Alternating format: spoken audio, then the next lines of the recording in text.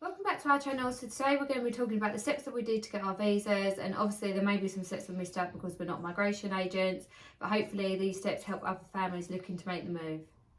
So Josh is going to be talking a lot in this video because he done the visa process and I didn't, and I don't really have a clue about any of it. The first step you want to take is discussing it with your family, just to make sure you all want to go. That's including the children as well. Because if the children aren't happy, you're going to struggle to be happy. The next step you want to do is contact a migration agent. It's up to you if you want to do that or not. You can do it alone, but It does make it a lot easier though, doesn't it? Yeah, it does make it a lot easier and a lot less stress-free, because there's a lot of stuff on there that I wouldn't have had a clue about unless I spoke to a migration agent.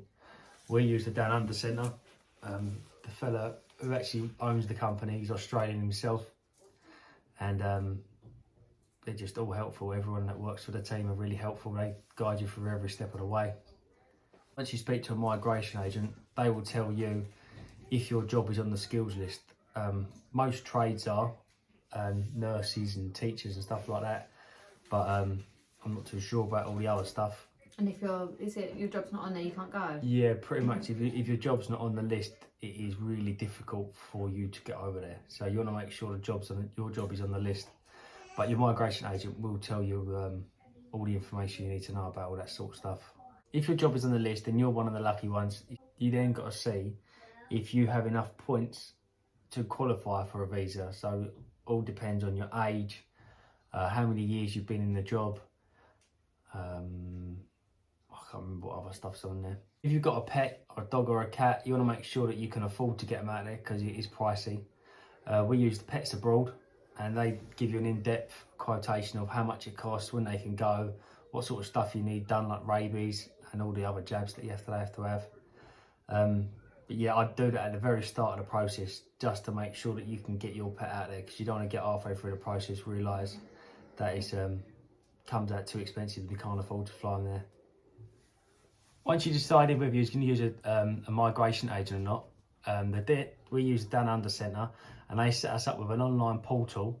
On the portal, you have to complete 20 tasks, maybe more. Some people have more depending on their job, and each task has to be complete in full to be able to go to the next step. It does take a long while, but the team really do help you every step of the way. I think ours took about probably 4 to 6 weeks maybe to complete. I mean, mine was pretty straightforward compared to the others, I think. Some of the stuff on the portal consists of photo ID, passports, driving licence, utility bills, proof of relationships. This is for the whole family, so you have to get all passports have to be up to date, all utilities have to be up to date, and these are spread out throughout the year as well. They're not just the most recent ones. So everything you do has to prove a period of time. The next step would be your trades recognition, and these are applications to show that you know your job. They take a long time to complete, because they want to know how long you've been doing your job, and they want to know every step of the way what you've been doing, what MVQs you've got or diplomas, and you need to back it up as well. So if you've been working 15 years, you need 15 years of invoices, tax bills, bank statements, absolutely everything. It's like going for a mortgage, but 10 times worse. Like I said, with your qualifications, they want to see MVQs. Diplomas do help, but they just want high level qualifications. So really like MVQ level 2, 3 and above. And they want to apply for your visa, they want a like minimum of like 5 years. Some visas are 3 years, but it all depends on your job.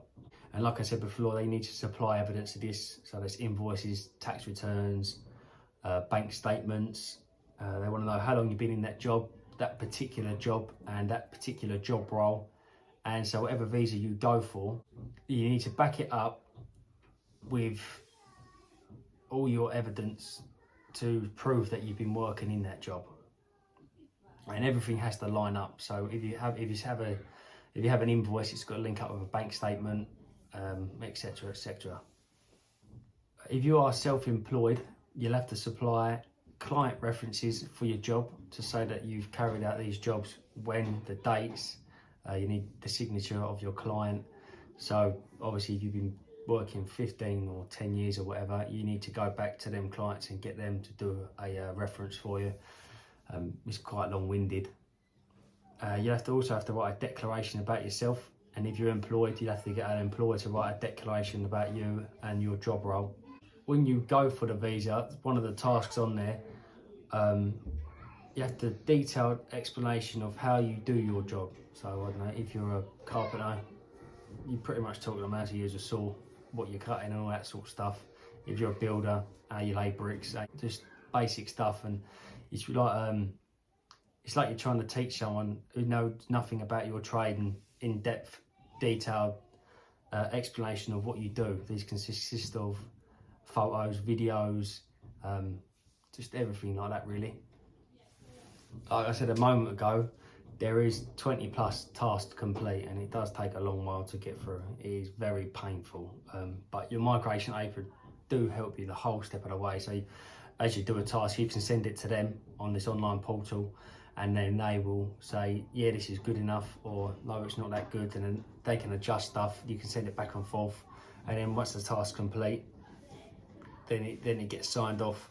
But it is painful, but once you get through it, I mean, that's another thing, just that way and done. At the end, you've done all the tasks. It does ask you to do a English test. So if you haven't got enough points, like a minimum of 65 points, then you will be asked to do an English test. You can either do an IELTS or a PTE. I didn't actually do one myself, as I had enough points for the visa that I wanted to go for. In hindsight, I probably should have done it, because it would have worked out better for me for the next few years. But I didn't, and I don't think I would have passed it, to be honest. Another thing that they ask for on the task is to prove your relationship with your partner. So if you're married, you need to show your marriage certificate, or if you're not married, then you need to prove that you've been living together. So you need utility bills and pretty much anything that shows that you've been living together for a period of time. Joint bank statements, council tax, just anything like that, just to show that you've been living together. And they'll also ask for a declaration about your relationship. So you've got to write about your relationship, say how you met, how long you've been together, are you going to get married, how come you're not married. And then after that, they ask for a friend of yours or a relative to write a declaration as well about your relationship. So it's the same sort of thing that they will have to talk about and write, just to prove that you have been together. Once you've completed all your tasks, the next step would be to send an expression of interest to a specific state you like. So if you want to live in Brisbane, you're going to apply to Queensland. If you like Sydney, you're going to apply to New South Wales. If you like Melbourne, you're going to go apply to Victoria. If you like Perth, you're going to apply to Western Australia. If you like Darwin, you're going to go Northern Territory. Canberra's going to Australia Central, I think. Or it's now Australia Capital Territory. And obviously then you've got Tasmania as well. If you're approved, you'll have to complete a registration of interest, and in this you've got to write a little 400-word essay of how you can benefit Australia, how your job is going to benefit the country, or how it's going to benefit the state.